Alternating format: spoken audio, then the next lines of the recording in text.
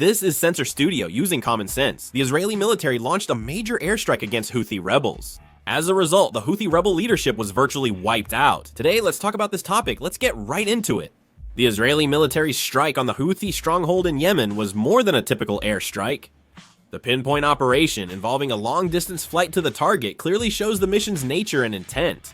Israel reportedly launched a precision strike from about 2,000 kilometers away on the Houthi leadership's command post near Sana'a. They targeted the Houthi rebels' political and military leaders, not their facilities. The outcome appears to have been determined during the initial information gathering stage. It is said that there was a culture within the Houthi rebels of watching the supreme leader's television speeches together. There was a culture of strengthening unity through this, but this very culture ended up exposing the weaknesses of the leadership. If the leadership gathers in one place to watch the speech and this information leaks to the enemy, it creates a fatal weakness that could wipe them out at once. Israel obtained that information through its powerful intelligence capabilities, and based on that, they carried out a precision airstrike. It is reported that the airstrike was carried out silently and meticulously. There were not just one, but more than 10 strikes, targeting military and strategically important individuals and the places where they stayed. The Houthi side announced the Prime Minister's death, with reports suggesting the Minister of Defense and Chief of Staff, who were with him, were also likely killed in the explosion. However, since there is confusion and differences in information at the scene, we will have to wait and see how much damage was actually done. Still, it's clear this strike seriously hurt Houthi military and political leadership. Israeli media outlet N12 reported that around 10 high-ranking officials were killed at this time. The Houthi rebels said the prime minister had died and other ministers were injured, but gave no details, likely due to significant damage. This is the first time top officials have been killed since Israel and the United States launched airstrikes against Houthi rebels. Additionally, Al Arabiya reports only 4 ministers remain in the Houthi rebel government, making it nearly non-functional. This situation resembles when war broke out between Iran and Israel's pinpoint attacks eliminated Iran's top military leaders, briefly paralyzing their military. Such decapitation operations have benefited Israel, starting with immediate military impact. When command structure is disrupted, orders are delayed and coordination suffers. As combat strength and responsiveness decline, Houthi rebels become confused, and this confusion may persist. Until now, Houthi rebel leaders have never been targeted by an airstrike.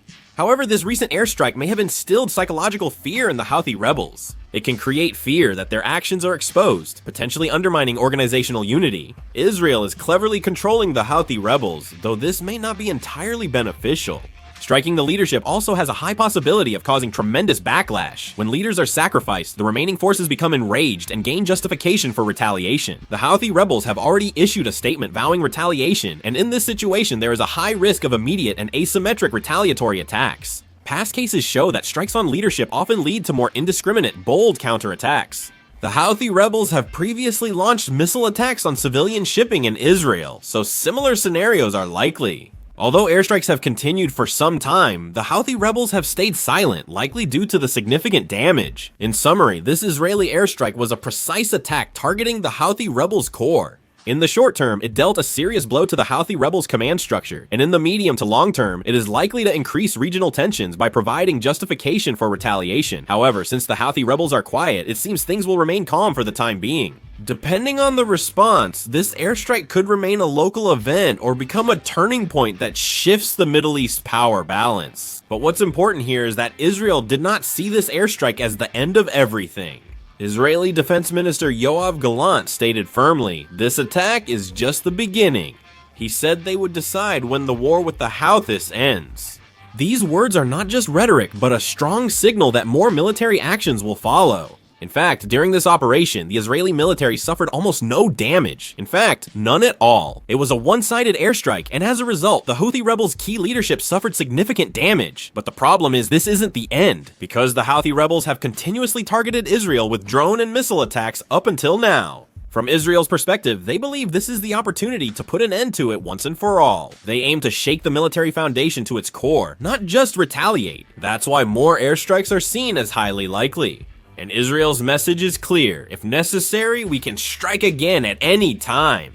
They're stressing that Israel, not the Houthis, has the initiative in this war. The situation can be split into 2 main scenarios. There's the possibility that Israel will continue to undermine the Houthis' military power and command structure through additional airstrikes, and the possibility that the Houthis will try to retaliate with maritime attacks or drone terrorism in response. I think both will likely happen at the same time. Since neither side will back down, tension will keep rising.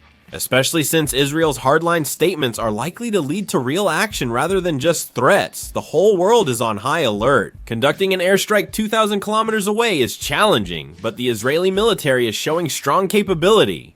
They have carried out airstrikes against the Houthi rebels before. Just 3 days before attacking the leadership this time, they also carried out airstrikes on the Houthi rebels' oil facilities and power plants. They have also targeted key sites like the presidential palace and fuel storage facilities. The Houthi rebels have consistently shown hostility toward Israel. The Houthi rebels, claiming to back Palestine in the Gaza war, have fired missiles at Israel and seized or sunk merchant ships bound for Israel near the Red Sea, increasing regional tension. On August 22, the Houthi rebels even struck Ben Gurion International Airport in Tel Aviv. They also used cluster munitions against Israel then, sparking major controversy.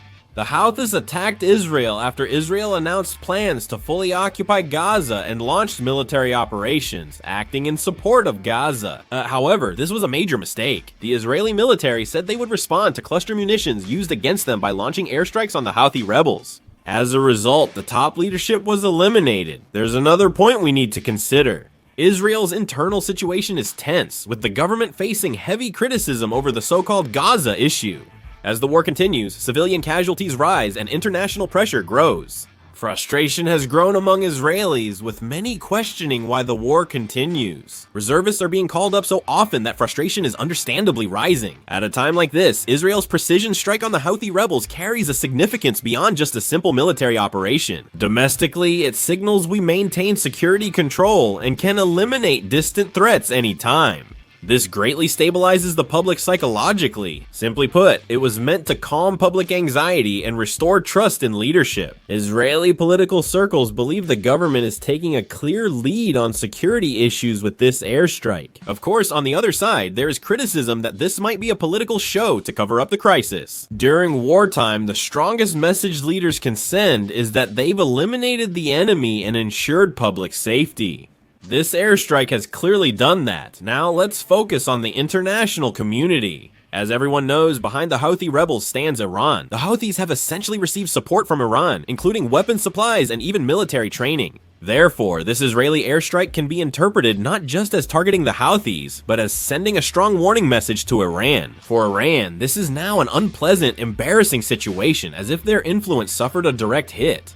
Iran later criticized Israel. Iran will probably have no choice but to take the next step, but we'll have to wait and see how things unfold. However, the problem is that this area is the Red Sea, and the more unstable the Red Sea region becomes, the more South Korea is also affected to some extent.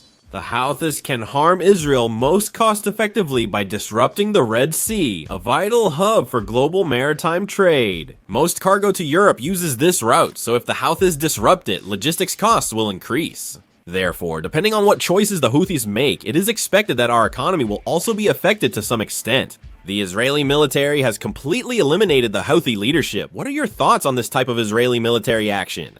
Please let us know in the comments as well. That concludes the video. Thank you.